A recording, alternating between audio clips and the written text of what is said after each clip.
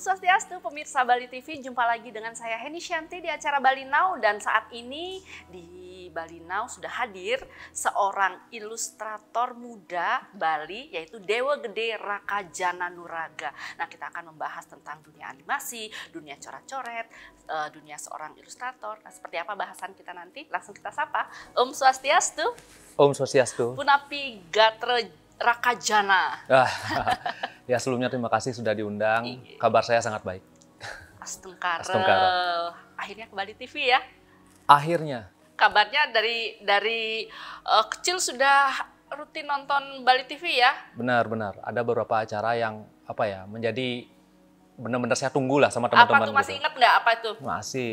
Jangan tonton saya, Pabrik Bagan, sama itu tuh. Saya kan dulu suka nonton band-band Bali. Saya nungguin chartnya tiap minggu siapa yang nomor 1. Gitu. Aduh, masih ingat loh, masih bener-bener inget ya diingatan Raka saat itu kan mungkin masih tahun 2002 atau 2003. Benar. Iya kan? Ya, jadi umur segitu kan saya tumbuh. Masih SD, SMP? SMP. SMP loh. Keren ya.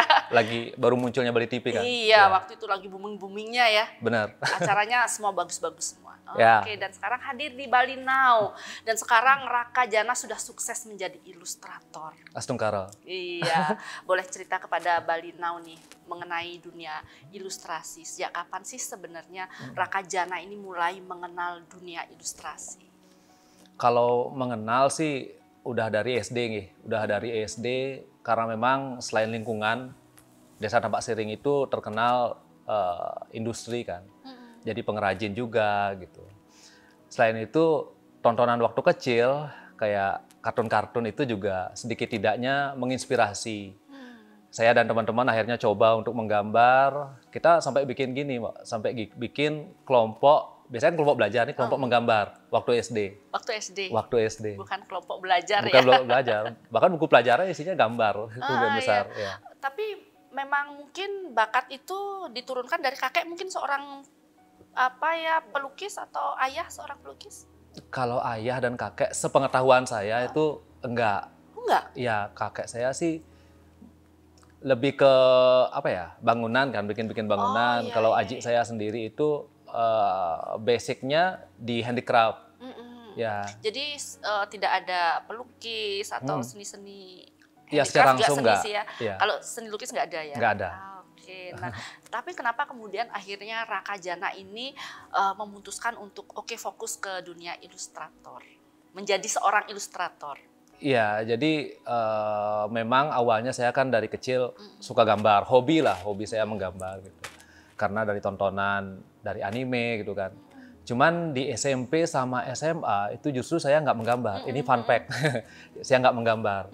Karena waktu itu juga anggapan bahwa menggambar itu hanya hobi. Hanya hobi gitu, jadi bukan untuk diseriusi. Akhirnya tamat SMA, saya tuh bahkan sempat ke pariwisata dulu. Oh iya? Iya, saya sempat di pariwisata. Dong ya? Bukan. Oh, tamat SMA ke pariwisata. Kuliah di pariwisata. Dan itu lulus di sana, sempat bekerja bahkan di pariwisata sebagai waiters kan. Ya, jadi saya service gitu. Nah, terus mungkin sudah jalannya saya harus ke seni gitu. Saya sempat mengalami patah tulang. Sampai 2 kali itu, Mbak. Di tahun berapa? Patah tulangnya sih SMP sempat, tapi itu masih retak. Kemudian setelah itu sempat lagi karena saya suka main bola. Dan dari sana saya harus istirahat kan. Cuman saya juga nggak bisa benar-benar istirahat, saya juga harus bekerja gitu. Karena pada waktu itu tahun 2009 ke 2010 ekonomi keluarga juga lagi kurang bagus kan. Ya kita sebagai anak paling besar, aduh apa ya yang bisa diupayakan gitu. Akhirnya cari-cari lowongan, adalah nih lowongan untuk jaga galeri, Mbak. Jaga galeri di Ubud. Nah, saya ingat banget tuh pertama kali jaga galeri itu gajinya 500.000. Pokoknya kerjanya nyapu, ngepel, habis itu pasang-pasang lukisan. Nah, dari sanalah saya ketemu dengan banyak pelukis hebat yang akhirnya jiwa seni saya itu bangkit lagi tuh dan disarankan kuliah di ISI Denpasar. Oke, berarti sejak saat itu mulai menggelora ya setelah lihat lukisan itu mungkin ya. Benar, salah satunya. Tapi nggak bisa dipungkiri juga di tahun itu muncul media sosial yang benar-benar akhirnya merubah apa ya, mungkin Pola pola pikir perilaku kita juga, Iya. yaitu Facebook. Hmm. Kan akhirnya kita yang awalnya tahu menggambar itu hanya hobi, ternyata bisa loh kita dari menggambar ini produknya atau end produknya itu bisa menjadi t-shirt, bisa jadi animasi. Karena kita kan di Bali melihatnya hobi menggambar itu pasti ujung-ujungnya jatuh di kanvas kan. Iya, betul. Nah, akhirnya ketika ada media sosial, saya bisa melihat lagi nih nostalgia saya waktu kecil. Wah, ternyata animasi ini juga bagian dari menggambar loh gitu. Akhirnya saya ulik dan saya coba promoin karya saya di Facebook. Dari sana mendapatkan apresiasi berupa like. Nah, itu kan juga bisa menjadi booster Kebanggaan kan? ya. Booster. Iya, Nah, itulah betul. pelan-pelan akhirnya dari sana lebih menggelora lagi. Ya, jadi benar-benar akhirnya nyemplung ke dunia sebagai ilustrator ya. Iya. Oke. Nah, pasti ada tantangannya dong ya. Apa tuh tantangannya? Nggak mungkin lempeng-lempeng aja. Di awal-awal pasti ada tantangannya. Ya, bohong saya kalau nggak ada tantangan ya di awal. Justru tantangan itu datang dari orang terdekat. Meyakinkan Aji dan ibu saya kan. Karena ya itu tadi, bahwa menggambar itu bukan untuk hidup, bukan untuk dalam tanda kutip kasarnya itu tidak bisa apa ya, tidak sepopuler pekerjaan yang lain gitu. Nah, sedangkan di desa saya itu kan banyak seniman-seniman hebat gitu ya, seniman-seniman hebat. Maaf, di desa Tampak Siring. Tampak Siring. Ya, Waduh. sekarang udah terkenal kan Oh Tampak iya Siring. dong. Banget. Banget kan. Ya, dari dulu sebenarnya dari tahun 80-an tuh wah udah banyak seniman-seniman ukir, seniman lukis segala macam gitu. Ya, tapi mungkin secara umum waktu itu orang tua saya melihat bahwa wah mereka aja yang skillnya begitu tuh dalam tanda kutip ekonominya agak susah kan. Apalagi kamu nih yang nggak punya skill seperti itu gitu. Karena bisa dibilang saya ini mungkin mempunyai bakat tapi sedikit, Mbak. Bakat saya tuh sedikit, takarannya tuh sedikit gitu. Saya cuma mempunyai lebih banyak minat ketimbang bakat. Itu yang dilihat bahwa kamu nggak boleh ngambil seni gitu. Karena seni itu sekali lagi bukan untuk hidup. Carilah pekerjaan yang memang sudah nyata-nyata itu gampang. Kayak pariwisata kan, Pariwisata ya, memang karena di Bali memang pariwisata gitu. iya. Tapi ya namanya kita umur 19 tahun, 20 tahun, masih egonya tinggi, ngeyel gitu. Pokoknya saya harus buktikan ya saya bisa. Makanya saya itu kuliah sampai 7 tahun kan. Karena pakai biaya sendiri gitu. Iya. Pembuktian juga. Berarti tantangan itu memang dari orang tua. Iya. Oke. Tapi gini, ini pengen saya menggarisbawahi, saya tidak menyalahkan orang tua. Sangat wajar sebagai orang tua, siapa sih yang pengen anaknya secara finansial susah gitu kan. Nah, tapi tugas kita sebagai anak muda, ya kita fight dengan passion kita, dengan apa yang benar-benar cita-cita kita secara bertanggung jawab. Ya, dan akhirnya dibuktikanlah sekarang. Benar. Dan sampai kenal juga dengan artis-artis nasional yang begitu mengapresiasi. Iya. Nanti kita cerita di segmen kedua Baik. ya. Oke. Baik pemirsa, di segmen kedua kita masih akan membahas tentang prestasi-prestasi, apalagi Raka banyak apa ya, banyak yang begitu menghargai karya-karya dari Raka. Setelah jeda, jangan kemana-mana, tetap di Bali Now. Baik pemirsa, Bali Now masih bersama Raka Jana, seorang ilustrator yang sudah sekarang mulai up. Kayaknya udah banyak hasil karyanya banyak diminati, kemudian banyak apresiasi dari teman-teman, bahkan artis-artis nasional pun ya. Boleh cerita kepada pemirsa Bali Now, kenapa sampai banyak yang mengapresiasi karya-karya dari Raka Jana? Ya. Awalnya gimana awalnya? Ya, memang selain seorang ilustrator, selain hobi menggambar gitulah, saya juga senang nih membuat konten-konten kreatif gitu. Tujuannya biar ya menginspirasi tentu saja, terus juga itu bagian dari apa ya, biar saya juga sebagai seorang seniman nggak stuck di satu titik itu aja gitu. Akhirnya saya buat beberapa konten, dan kontennya itu bentuknya challenge. Salah satunya adalah merespon coretan. Nah, uniknya merespon coretan ini adalah sebenarnya metode saya latihan setiap hari sebenarnya. Jadi saya buat coretan random, kemudian saya respon coretan itu menjadi gambar. Cuman saya berpikir waktu itu, gimana kalau seandainya coretan ini dicoret orang lain dan saya yang merespon. Oh, oke. Ya, gitu. Jadi coretnya asal asal gitu. random, jadi Oke, apa aja apapun gitu. Ya, akhirnya saya suruh niang saya atau nenek saya pertama. Hmm.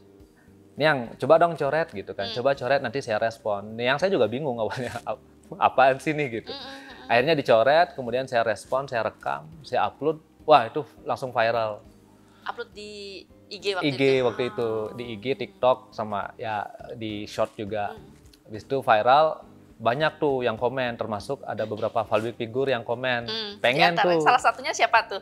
Ada Gading Martin, ada Bang Wendy Cagur juga gitu. Terus akhirnya DM-an kita terus bikin konten bareng deh gitu. Bikin konten bareng. Ya, abis itu saya bikin lagi sama ibu saya di media yang lebih besar, media Kanvas. Nah, itu bikin lagi, ternyata tambah viral.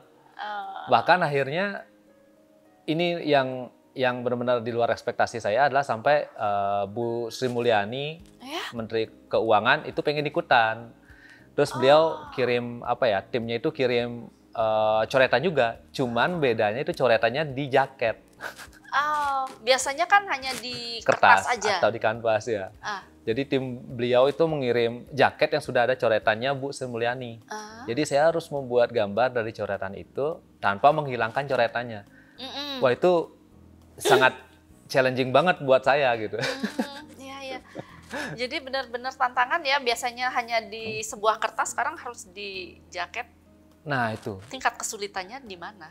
Mungkin jujur kalau secara teknis mungkin nggak sulit bagi saya ya, karena kan saya udah terbiasa menggambar. Nah, yang jadi pressure, beliau kan orang penting gitu. Takutnya gimana beliau nggak suka dengan karya saya atau ada hal yang menyinggung, lebih ke sana sih. Gitu.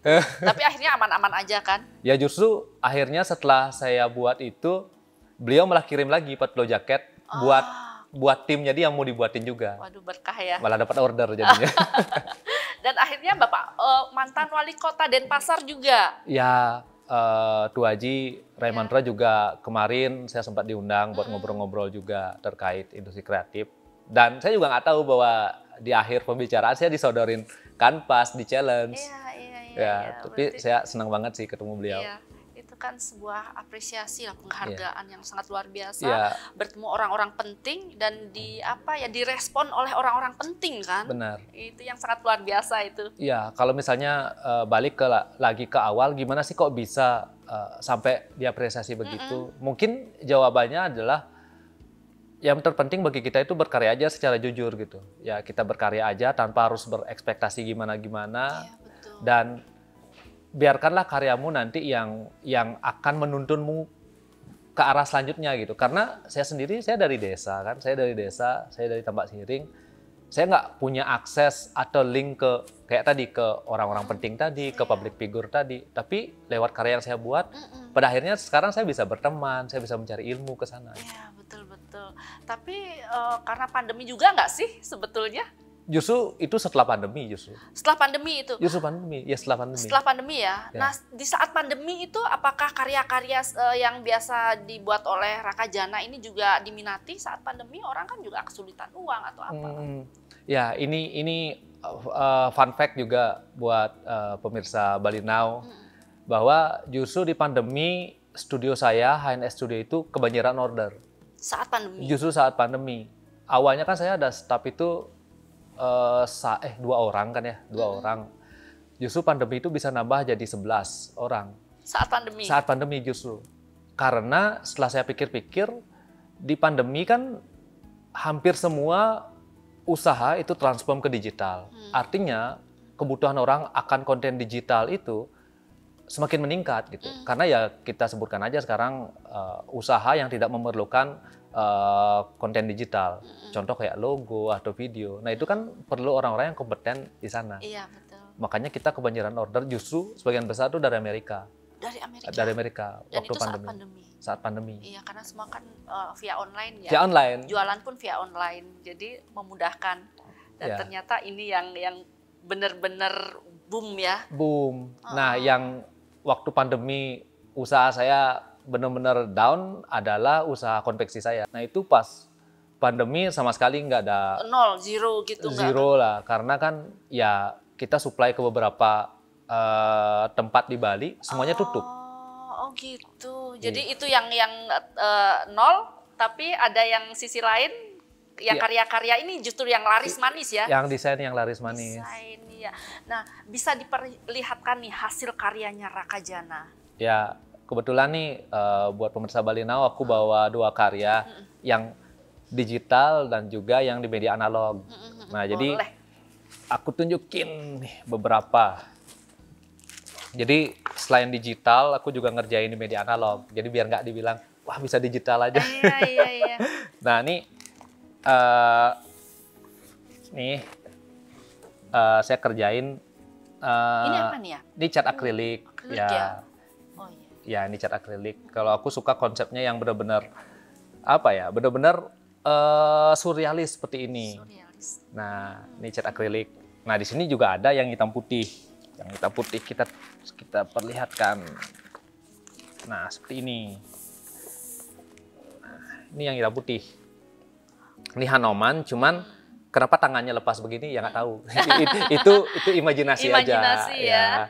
Kadang saya suka menggambar itu benar-benar tanpa prepare sebelumnya. Jadi ya udah saya gambar. Oh iya. Nah, Hanoman. ini ya. Nanti untuk lebih banyak teman-teman pemirsa Bali Now bisa lihat di IG saya @rakajana. Terus IG-nya apa, Raka? @rakajana. Raka Jana. Ini yang ada yang digital juga. Digital ya, yang Kita tadi lihat. analog ya. Ya, yang tadi analog. Kita lihat yang digital. Nah, ini bisa dilihat. Ini adalah nama karakternya Like. Like ini apa ya? Pengembangan dari Liak. Liak kan sebenarnya itu Liak. serem. Oh iya. Nah, Jadi jadi ini like. Like namanya, Like. karakternya Like. Dari imajinasi Raka sendiri atau? Iya. Jadi ini nanti end produknya bakal ada action figure, bakal ada animasi gitu. Ini bakal menjadi IP, Iya. intellectual property saya nanti. Oke, waduh keren. Nanti kita tentang animasi kita di segmen ketiga kita bahas habis ya. Siap. Biasanya yang seperti ini untuk t-shirt apa biasanya kalau orang-orang pada pesan ke Raka? Ya, kebetulan kalau saya itu udah punya 2 manajemen yang berbeda. Kalau di studio saya itu sebagian besar untuk t-shirt, kemudian untuk key visual, untuk acara-acara atau event-event, misalnya desain panggung. Selain itu, jadi mencakup semua lah ilustrasinya, nggak cuma t-shirt, animasi juga kita kerjakan. Nah, sedangkan kalau di manajemen saya di Raka Jana itu sekarang saya lebih banyak berkutat waktu saya untuk memproduksi lukisan. Jadi saya sekarang lagi mempersiapkan beberapa pameran dan proyek utama saya yaitu tadi Like. Like tadi ya, bukan Lea ya. Ya, like. Like. Ya oke, berarti pameran juga iya di beberapa daerah di Bali. Di Bali justru saya belum pernah di Bali. Jadi pamerannya di mana? Kemarin pertama di Jakarta, kemudian lanjut Surabaya. Nah, next ini nanti akan diupdate untuk infonya di IG saya untuk pameran selanjutnya. Ya, berarti teman-teman di luar sana bisa kepoin ya Benar. di IG-nya Raka Jana, @rakajana ya. Iya, Oke. @rakajana. Baik pemirsa, kami akan kembali setelah jeda. Jangan kemana-mana, tetap di Bali Now. Terima kasih pemirsa Bali Now masih setia menyaksikan kami berdua, Raka Jana, ilustrator muda Bali. Nah, Raka Jana, dengar-dengar selentingan ternyata Raka Jana ini sudah membuka kelas ya. Benar. Iya, offline dan online. Benar. Boleh tahu nama ini sekolahnya apa tuh? Sekolah ilustrasi gitu? Iya. Jadi selain memang studio yang berfokus di bidang ilustrasi, semakin ke sini semakin berkembang kan. Semakin berkembang. Yang awalnya saya cuma melayani jasa gambar, akhirnya berkembang menjadi 3D, bisa untuk visual, bisa untuk packaging design, dan yang terbaru itu salah satunya adalah kelas ini gitu. Nah, kelas ini akhirnya berjalan tapi bentuknya itu masih kursus. Masih kursus karena murid-murid kita itu sebagian besar kan memang udah ada yang kuliah, udah ada yang kerja, jadi mereka menyesuaikan jadwal mereka ya jamnya gitu. Dan nama sekolahnya sendiri nanti ini kan sekarang masih di studio ya, nanti cita-cita saya adalah membangun satu kampus yang namanya Rakajana Institute. Rakajana, keren loh. Berarti ada maknanya dong nama Rakajana itu. Rakajana, ya Rakajana Apa itu ada maknanya. Jadi Rakajana itu kan benar-benar nama saya gitu ya, nama asli ya, pemberian orang tua. Jadi sedikit cerita, ketika saya nih menawarkan konsep sekolah yang saya mau bikin ke calon-calon investor, saya bilang gitu bahwa saya mau bikin sekolah, konsepnya seperti ini, dan namanya awalnya itu justru bukan Rakajana Institute, awalnya adalah HNS Academy. HNS Academy. apa itu? HNS kan nama studio saya. Oh, HNS iya, itu iya. kepanjangan dari Hope Never Sleep. Dan cabangnya itu kan banyak sebenarnya. Yang tadi ada studio jasa desain, ada animasi, ada sekolah. Nah, kemudian investor saya itu beberapa investor, calon investor tuh bilang, kenapa kamu pakai nama HNS? Nama kamu itu bagus, ikonik, dan representatif seni. Rakajana Institute digituin sama mereka. Jadi ditanya, kalau boleh tahu nama Rakajana itu artinya apa? Terus saya bilang, Raka itu bisa berarti pemimpin, bisa berarti yang dituakan gitu kan, kadang-kadang ini Raka, ya kan bisa seperti itu, bisa pemimpin. Yang kedua, Jana itu adalah jaya. Jadi kalau digabung itu pemimpin yang berjaya. Dan nama belakang saya kan Nuraga. Nama apa tuh? Nuraga.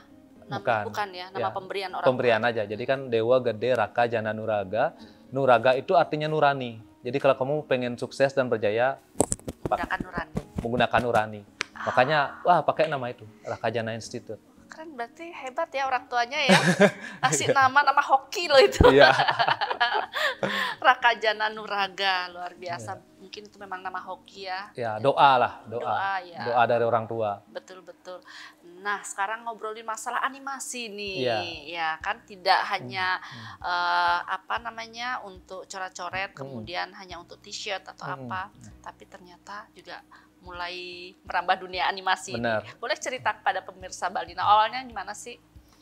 Ya, kalau saya pertama kali mengonsepkan studio saya itu tahun 2015 ketika saya masih kuliah, memang pengembangannya bakal ada animasi. Jadi setelah ilustrasi apalagi gitu. Nah, ketika tim saya sudah mulai banyak, sudah mulai bisa membagi waktu, jadi manajemennya udah mulai jalan, saya kembangkanlah itu animasi. Karena kita lihat kebutuhan di industrinya memang besar terhadap animasi ini gitu. Dan akhirnya per 2023 kita sudah mulai untuk memproduksi animasi kita sendiri yang nanti bakal tayang sementara ini di YouTube. Ya kalau nanti Bali TV mau, ayolah gas. Oke, siapa tahu ya tiba-tiba kerjasama gitu kan dengan Bali TV, who knows gitu loh, siapa tahu. Ya jadi gitu. Jadi awalnya memang seperti itu, cita-citanya memang pengen membawa cerita-cerita kearifan lokal kita di Indonesia, nggak cuma Bali, di Indonesia ke animasi gitu. Jadi kan kita sebenarnya udah diwariskan banyak sekali gitu ya. Di Bali aja nggak terhitung tuh cerita rakyat, legenda-legenda. Kenapa nggak dijadikan animasi? Betul. Itu yang belum mungkin ya di Bali loh ya. Mungkin ada tapi belum terlalu terekspos mungkin. Ya. Jadi mungkin bisa Rakajana yang mulai membuat up itu semua kan, siapa tahu. Ya, makanya sekarang saya ajak tim saya, anak-anak magang juga, itu untuk ikut, ayo kita sukseskan ini gitu, karena ini bakal menjadi sesuatu yang menurut saya saya tuh terbiasa berpikir gini dalam hati, biarpun agak narsis nggak apa-apa lah, saya selalu memberikan keyakinan ke diri saya dan tim bahwa ini akan menjadi besar ini akan menjadi besar, makanya yuk kita sama-sama nih kita buat sesuatu ini walaupun belum ada kekurangan waktu atau budget atau apa, itu bukan penghalang, kita buat aja sekarang dulu gitu. Berarti salah satu karya animasi yang mungkin sudah di YouTube ya, sudah di up ya, yang Calon Arang? Belum, justru teasernya aja belum gitu. Oh gitu. Karena sekarang masih tahap kita penggarapan dan juga dealing ke sponsor. Karena proyeknya sendiri kan bukan proyek yang kita pengen, maksudnya kita buat, upload, selesai gitu. Jadi saya tuh nggak berpikir seperti itu. Saya berpikir bahwa proyek ini satu memang harus bagus, kemudian tersusun dengan rapi dan kolektif. Nah, kolektif di sini saya pengen tuh, saya tuh membayangkan bahwa pengisi suaranya itu saya pengen lebatin selebgram Bali. sebagai dabarnya. Nah, jadi itu juga bisa membantu untuk exposure-nya nanti.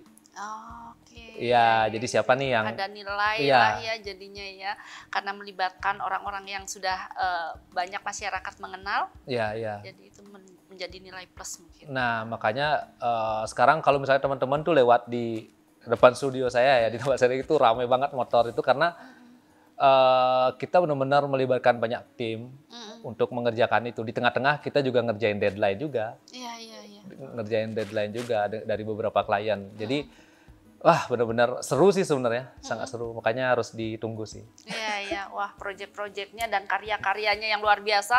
Masyarakat Bali wajib tahu nih. Ya, harus tahu sih, harus tahu. Wajib buka-buka YouTube-nya Raka Jana dong ya. Ya, nanti Tapi beberapa karya yang animasi berapa karya yang sudah di-up di YouTube? justru belum ada. Belum ada. Tapi YouTube-nya udah ada. Kalau saya pribadi itu YouTube udah ada, udah apa ya? Walaupun belum konsisten ngepost ya, karena belum bisa serius di sana. Tapi sebagian besar ya konten saya itu konten-konten kreatif atau enggak membagikan cara menggambar digital, lebih ke sharing gitu. Iya, nah, balik lagi ke tadi, itulah tujuan saya tuh buat sekolah sebenarnya karena apa ya? Cita-cita saya tuh saya lihat tuh Bali kan begitu banyak orang yang luar biasa, orang seni, orang yang punya hobi gambar itu banyak. Cuman disayangkan sebagian besar tuh belum teredukasi secara skill dan juga marketnya. Makanya kan sekarang sampai detik ini pun masih sebagian besar itu menjadikan pariwisata sebagai tujuannya mereka. Sebenarnya nggak ada masalah. Cuman kan sayang sekali kalau mereka punya skill tapi ke pariwisata. Iya. Ya, tujuannya dengan ada sekolah nanti minimal orang yang masuk ke tempat saya ajari gimana cara membuat karya yang profesional dan juga cara menjualnya gimana. Iya. Sehingga kan mereka bisa hidup dari hobi mereka dan syukur-syukur mereka juga bisa buka studio yang akhirnya bisa buka lapangan pekerjaan. Iya, iya. Jadi menyiapkan wadah kemudian menyalurkan. Menyalurkan gitu. Iya, iya. Karena saya sangat pede dengan itu karena terbukti anak-anak magang yang magang di tempat saya pun nggak cuma saya ajarin menggambar, tapi saya ajarin menjual. Makanya beberapa udah ngasilin rupiah, ngasilin dolar juga gitu. Secara online? Online dan offline. Tapi sebagian besar sih online sih. Oh iya, karena sekarang sudah eranya online ya. Iya. Malah bisa lebih laris yang online ya. Iya, tapi lebih baik sih di-combine aja sih. Iya, iya. Ya udah luar biasa ya. Berarti YouTube-nya belum ada dan akan segera ya? Iya, akan segera. Akan segera Iya. ya. Jadi semua biar penasaran seperti apa sih karya-karya animasi dari Raka Jana ini. Iya. Oke, baik pemirsa. Kami akan kembali nanti setelah jeda. Kami akan membahas juga tentang apa nih proyek-proyek mungkin yang masih akan digarap selain animasi. Jangan kemana-mana, tetap di Bali Now. Baik pemirsa, tidak terasa sudah di segmen keempat ini Raka Jana. Nggak terasa ya? Cepat ya? Iya loh, karena betul-betul aduh karya-karyanya Raka Jana ini apa ya, betul-betul nanti membawa karya yang untuk era yang sekarang gitu ya. Walaupun tidak menutup kemungkinan tetap Raka Jana tidak meninggalkan kebudayaan seni budaya Bali itu sendiri. Nah, ngomong-ngomong tentang seni budaya Bali, ini kan kemajuan di era digitalisasi ini. Apakah nanti karya itu tidak akan menghapus taksu dari karya seni Raka Jana? Oh. Ya, kalau mungkin pandangan saya terhadap apakah dengan kemajuan era digital ini tidak akan menghilangkan atau menjadi saingan lah kasarnya sebagai dari karya-karya tradisional gitu. Justru menurut saya karya tradisional akan menjadi semakin sangat-sangat berharga. Taksunya semakin besar. Kenapa? Karena kan di satu sisi sekarang hampir sebagian besar digital. Berarti ada satu titik di mana orang tuh udah sedikit. Nah, yang sedikit itu menurut saya tuh nilainya akan besar banget. Itu yang membawa nilai dari karya digitalisasi justru bertambah ya, karena ada karya seni yang memiliki taksu ini, begitu ya? Iya. Jadi kalau ngomongin taksu, jadi buat teman-teman nih pemirsa Bali Now, taksu itu artinya karisma. Jadi di satu sisi kalau ngomongin taksu, ya tetap saya pun secara pribadi lebih melihat karya yang saya buat di media kertas atau di kanvas, itu saya lebih suka. Karena entah kenapa itu karismanya tuh beda ketimbang di digital gitu. Tapi kalau pertanyaannya untuk ranah industri, rasanya digital itu yang paling pas sekarang. Karena sekarang apa-apa itu pragmatis ya. Misalnya order sekarang tuh biar jadi hari ini, jadi besok. Nah itu memerlukan alat dan juga sesuatu yang lebih efektif. Nah, mungkin jawabannya lebih ke sana. Iya, karena kebutuhan. Kebutuhan, iya. Betul. Belum lagi revisi kan, Mbak. Kadang-kadang kita udah buat, wah bisa revisi ini enggak? Sedangkan kalau kita buat di media kanvas, wah itu butuh waktu bisa seminggu untuk merubah itu. Kalau karya seni yang betul-betul yang istilah analog gitu, memang perlu itu beda lagi pasarnya. Beda lagi, iya. Jadi dibedakan pasarnya gitu ya. Bedakan pasarnya gitu. Betul. Yang bisa saya sampaikan yaitu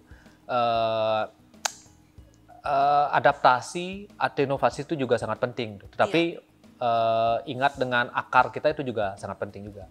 Jadi harga juga membedakan kan? Sebenarnya nggak beda sih. Nggak beda? Nggak beda jauh ya menurut saya ya. Karena kan walaupun dia outputnya digital, tapi kan yang dijual itu adalah idenya dia. Oh iya betul. Tidak hasil akhirnya, tapi sebetulnya idenya yang mahal. Juga, idenya yang mahal. Ide yang mahal dan siapa yang membuat. Di balik nama itu siapa, di balik karya itu siapa yang ini ya, yang membuat. Oke, ya itu berarti nama juga menjual ya. Berarti Rakajana ini nama yang menjualnya, nama hoki ya. Oke, nah Rakajana ini kan karya Rakajana sudah sangat luar biasa, sudah banyak yang kenal loh ya.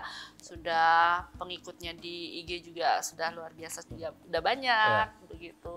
Kemudian tidak hanya masyarakat umum yang merespon, tapi juga orang-orang penting, pejabat-pejabat juga sampai merespon. Itu kan sangat karya yang tidak main-main gitu. Nah, jadi harapan Rakajana ke depannya nih apa? Harapan dalam hal apapun nih, dalam karya, kemudian mungkin adik-adik yang di luar sana yang ingin juga seperti Rakajana. Ya, mungkin kalau harapan saya selalu berubah-ubah harapan saya. Dalam tanda kutip begini, semenjak saya kecil, wah cita-cita pengen jadi pemain bola gitu kan. Akhirnya tangan patah 2 kali, wah ini bukan jalan saya ini. Tapi tetap saya move gitu. Saya tetap berjalan dengan apa yang saya bisa, akhirnya wah jadi seniman. Tapi ternyata ketika jadi seniman, malah hobi saya masa kecil tuh masih berhubungan dengan saya. Karena salah satu klub bola terbesar nih di Indonesia dan di Bali, Bali United, itu kan kerjasama dengan saya juga. Jadi akhirnya bisa ke sana juga gitu.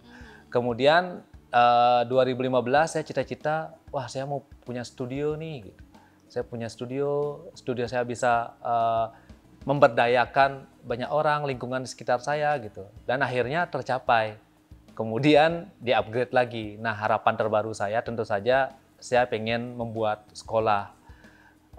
Sekolah di mana saya bisa cerita bahwa mungkin kisi-kisinya tadi udah, bahwa Bali itu punya begitu banyak talenta yang saya pengen sharing, saya pengen mengedukasi bahwa seni itu tidak hanya hobi gitu. Seni itu juga bisa untuk hidup. Kan kamu bisa hidup dari hobimu itu sangat menyenangkan gitu kan. Kesana kemudian juga tantangannya buat sekolah di Rakajana Institute sebenarnya nggak susah. Paling tempatnya aja yang jauh di Tampak Siring gitu. Saya tuh sempat ditanya ya gitu, kenapa nggak buka di Denpasar Raka gitu, kenapa kamu buka di Tampak Siring gitu, sama salah satu investor saya kan. Saya bilang begini, bahwa sekolah yang saya bangun itu tujuannya sama dengan studio yang saya bangun. Kenapa tempatnya ada di Tampak Siring? Satu, saya ini putra asli desa Tampak Siring, saya pengen lewat sekolah, lewat studio ini orang tahu Tampak Siring. Walaupun Tampak Siring udah terkenal gitu, tetapi membawa dampak. Contoh kayak ada studio sekarang, itu sehari itu bisa ada 40-50 orang sehari kan. Nah mereka akhirnya kan kalau pas jam makan siang mereka belanja ke warung-warung kecil. Belum lagi yang jauh. Baru tadi tuh saya ada anak magang yang dari Surabaya. Nah, itu kan tinggal dan harus ngekos kan. Akhirnya warga juga kecipratan. Mereka buka kos-kosan. Jadi yang dari Nusa Dua, yang dari Kerobokan itu kan juga harus ngekos karena nggak mungkin bolak-balik. Dari sana warga dapat dampaknya juga. Nah, saya bayangkan kalau sekolah ini bisa membawa dampak yang begitu juga, pasti akan lebih besar. Betul. Makanya sekolah itu saya bangun di Tampak Siring untuk juga membantu ekonomi kerakyatan di Tampak Siring. memberi manfaat bagi Manfaat. sekitar ya juga ya, Iya. masyarakat sekitar. Itu harapan saya tuh, wah yang benar-benar saya pikirin tiap malam saat ini sekolah, karena benar-benar saya itu suka banget sharing. Hampir di semua kampus di Bali itu saya udah pernah sharing. Bahkan saya di isi Denpasar itu sebagai dosen tamu. Itu. Dulu mantan mahasiswa, Ya. sekarang jadi dosen tamu. Sekarang jadi dosen tamu. Luar biasa gitu. ya. Iya. Itu ya kita nggak pernah tahu ya perjalanannya, penting. Iya, yang Ya. penting kita fokus pada apa yang kita mampu bisa buat gitu ya. Iya, ya, berjalan terus aja gitu. Iya, akhirnya menjadi ahlinya. Ya, kalau buat teman-teman nih yang mau seperti saya sebagai ilustrator ataupun apapun lah dalam bidang apapun, pengen menekuni hobinya menjadi atau berkarir di hobinya gitu. Menurut saya sih yang paling penting adalah jalan aja gitu. Jangan terlalu banyak mikir dan jangan membandingkan.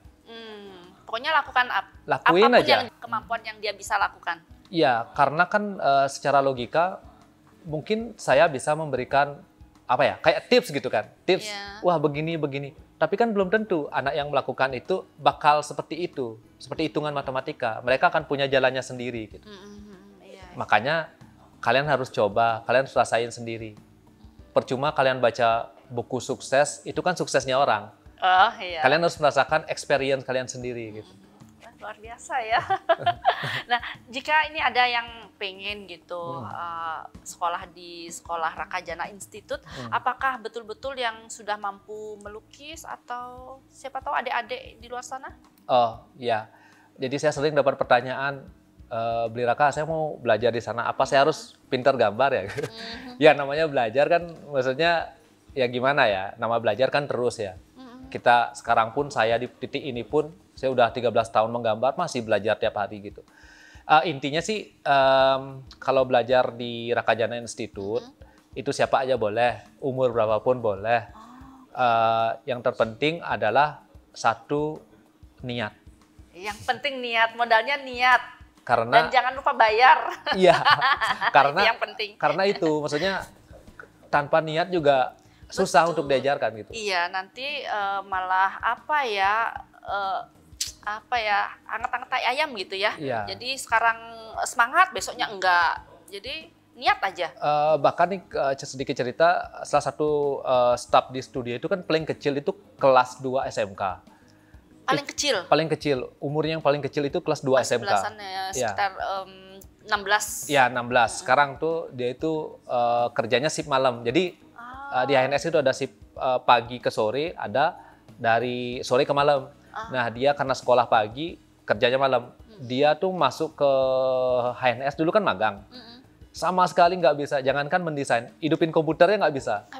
Nggak bisa. Terus? Karena dia tiap hari lihat teman-temannya, kemudian dicoba segala macam. Akhirnya saya rekrut jadi staf.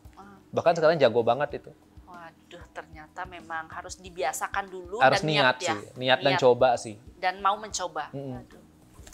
Keren Rakajana. Terima kasih. Matur semua sudah hadir di Bali Now, di Bali TV. Iya. Semoga Rakajana nanti sukses apapun hal baik yang Rakajana cita-citakan, lakukan. Semoga bisa memberi manfaat bagi kita semua, bagi masyarakat di luar sana. Ya, Astungkar. Saya juga mau ngucapin terima kasih buat Bali Now, buat Bali TV. Akhirnya tontonan saya masa kecil membawa saya ke sini gitu ya. Terima kasih banyak. Oke, matur sukses semua Rakajana. Sukses semua Wali. Oke. Baik pemirsa Bali Now, itu tadi bincang-bincang saya bersama Rakajana, seorang ilustrator muda Bali. Semoga apapun yang kita bincangkan tadi bisa memberikan informasi dan motivasi yang baik bagi kita semua. Saya Heni Shanti, jumpa minggu depan. Salam Bali Now. Om Santi, Santi, Santi Om.